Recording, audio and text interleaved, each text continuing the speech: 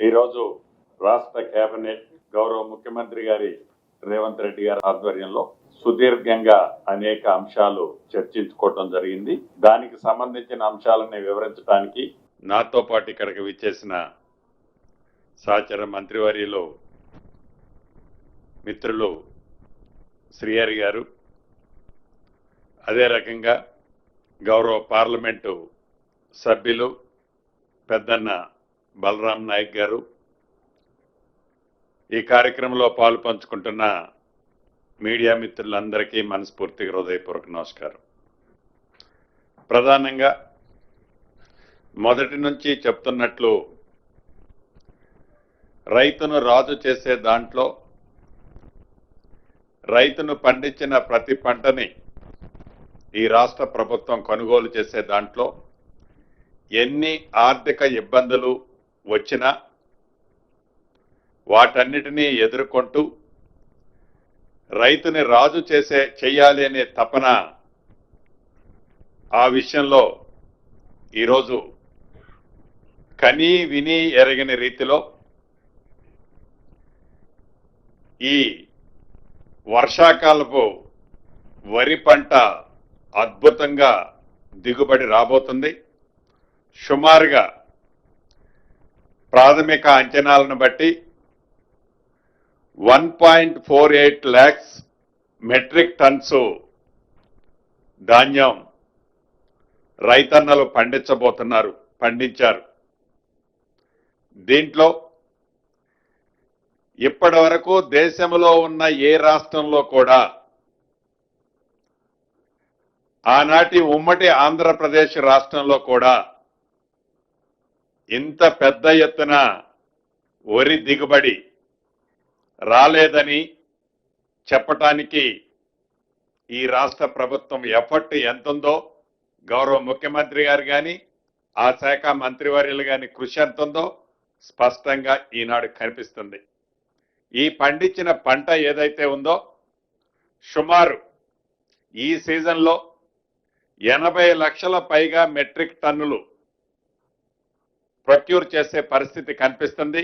Procure చేయాల్సిన అవసరం రాబోతుంది. దీన్ని దృష్టిలో పెట్టుకొని నిన్ననే ఈ శాఖకు సంబంధించిన అధికారులు కేంద్ర ప్రభుత్వం దగ్గరికి సంప్రదించడానికి వెళ్ళినప్పుడు కేంద్ర ప్రభుత్వంలోని ఉన్నతాధికారులు వారిచ్చిన ఇండికేషన్ ఏంటంటే, మా దగ్గర గోడాములన్నీ ఫుల్గా ఉన్నాయి, మేము ఒక 50 లక్షల టన్నులు తీసుకోగలిగితే ఎక్కువ అనే ఫీలింగ్ లో వాళ్ళు ఫెయిలర్స్ ఇవ్వటం జరిగింది.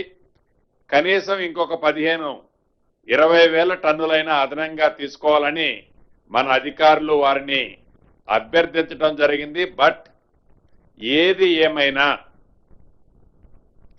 ఈ వర్షాకాలం ఏదైతే వరి రైతన్నలు పండించారో కేంద్ర ప్రభుత్వం సహకరించినా సహకరించకపోయినా ప్రతి గింజని ఇచ్చిన మాట ప్రకారం రైట్ టైంలో ఎక్కడా రైతన్నలకి ఇబ్బంది కలగకుండా ఉండే విధంగా తగు సూచనలు సలహాలు ఈరోజు కేబినెట్ లో అధికారులకు ఇవ్వటం జరిగింది. పండించిన ప్రతి గింజని రాష్ట్ర ప్రభుత్వం ఏదైతే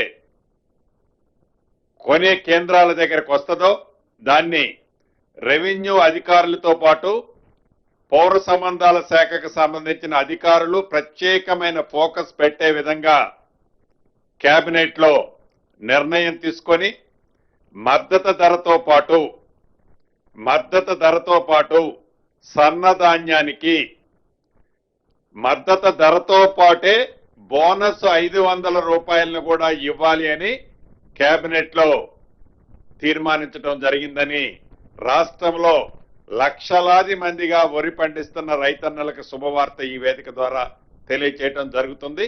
కేబినెట్ లో ఆ నిర్ణయం తీసుకోవడం జరిగింది. అదే రకంగా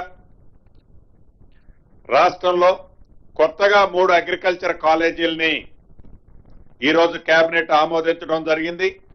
అందుట్లో ఒకటి హుజూర్ నగర్, 2 కొడంగల్, 3వది నిజామాబాద్ లో అత్యంత అధునాతన సౌకర్యాలతో 3 అగ్రికల్చర్ కాలేజీలను కూడా ఈనాటి కేబినెట్ లో ఆమోదించడం జరిగింది. అదే రకంగా తెలంగాణ రాష్ట్రంలో ప్రజాప్రభుత్వం ఏర్పడి రేపు డిసెంబర్ 9వ తారీఖు నాటికి 2 సంవత్సరాలు పూర్తి కాబోతుంది. ఈ ప్రజాపాలన 2 సంవత్సరాలు పూర్తవుతున్న సందర్భంగా ఏవైతే ఉత్సవాలుంటాయో దానికోసం ఒక కేబినెట్ సబ్ కమిటీని కూడా ఏర్పాటు చేయడం జరిగింది ఈరోజు ఈ కేబినెట్ లో. అదే రకంగా ఈ లోకల్ బాడీ ఎలక్షన్స్ కి సంబంధించిన దాంట్లో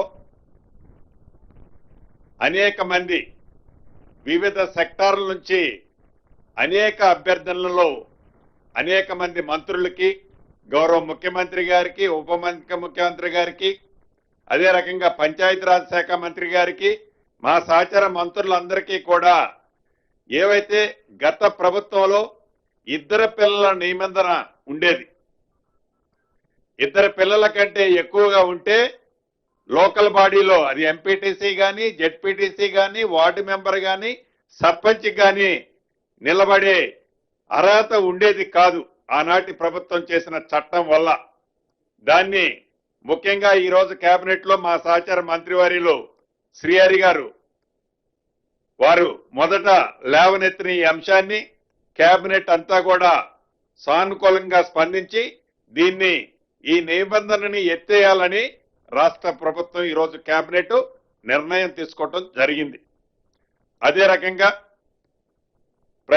ఈ ప్రజా ప్రభుత్వంలో ప్రభుత్వానికి కావాల్సిన అనేక సెక్టార్లకు కావాల్సిన ల్యాండ్స్ ను కూడా రాష్ట్ర ప్రభుత్వం వాటి అలొకేషన్ చేయడం జరిగింది. ఉదాహరణకి భద్రాద్రి కొత్తగూడెం జిల్లాలోని ఏనుకూరు మార్కెట్ కమిటీలో జూలూరుపాడు ఆ సెక్టార్ లో ప్రాంతంలో ఉండే జూలూరుపాడులో ఉదాహరణకు ఒక 10 ఎకరాలు అక్కడ అలొకేషన్ చేయడం జరిగింది. ఇట్లా ఒక 7-8 సెక్టార్లకు మీకు ఆ డీటెయిల్స్ అన్ని మా వాళ్ళు ఇస్తారు. 7-8 సెక్టార్ కి ల్యాండ్ కూడా అలొకేషన్ చేయడం జరిగింది. దీంతో పాటు ప్రముఖ ఏదైతే నల్సర్ విశ్వవిద్యాలయం, లా విశ్వవిద్యాలయం ఏదైతే ఇక్కడ మన దగ్గర ఉందో అక్కడ ఒక 7 ఎకరాల స్థలాన్ని గతంలో ఇచ్చిన దానికి అదనంగా ఒక 7 ఎకరాల స్థలాన్ని కూడా ఈరోజు ఈ కేబినెట్ లో వారికి ఆ యూనివర్సిటీకి ఇవ్వటానికి అంగీకరించడం జరిగింది. దీనితో పాటుగా గతంలో స్థానికులకు 25% సీట్లు ఇచ్చే కార్యక్రమం దాంట్లో ఒప్పందం ఉంది. ఆ 25% ఇప్పుడు కేబినెట్ లో 50% పెంచాలని కూడా కేబినెట్ తీర్మానించడం జరిగింది. అదే రకంగా ఇక సుదీర్ఘంగా హైదరాబాదు మెట్రో రైలుకు సంబంధించిన అంశం చాలా సుదీర్ఘంగా చర్చించాం. 10 విధాలుగా చర్చించిన తర్వాత ఏదైతే ఈ మెట్రో రైలు గతంలో పార్ట్ ఏ కింద కొంత కన్స్ట్రక్షన్ అయింది. ఇక్కడ 2A 2P కింద ఇంకా 2 సెక్టార్లు ఎక్స్టెన్షన్ చేయాల్సిన అవసరం ఉంది. ఇది రాష్ట్ర ప్రభుత్వము ఏదైతే ఎస్టిమేట్స్ అంటే ప్రపోజల్స్ ని కేంద్ర ప్రభుత్వానికి పంపించిన సందర్భంలో కేంద్ర ప్రభుత్వం ఏవైతే కొర్రీస్ పెట్టిందో ఆ కొర్రీస్ లోని అంశాలు మొదట ఫేజ్ లో ఏదైతే ఎల్ఎన్టీ కట్టిన ఏరియాకి సంబంధించిన అంశం కేంద్ర ప్రభుత్వం పెట్టిన షరతుల్లో అది ఒక అడ్డిలుగా ఏర్పడిన కారణంగా అది కేంద్ర ప్రభుత్వం గాని రాష్ట్ర ప్రభుత్వం గాని దాన్ని టేక్ఓవర్ చేయాల్సిన పరిస్థితి వచ్చింది.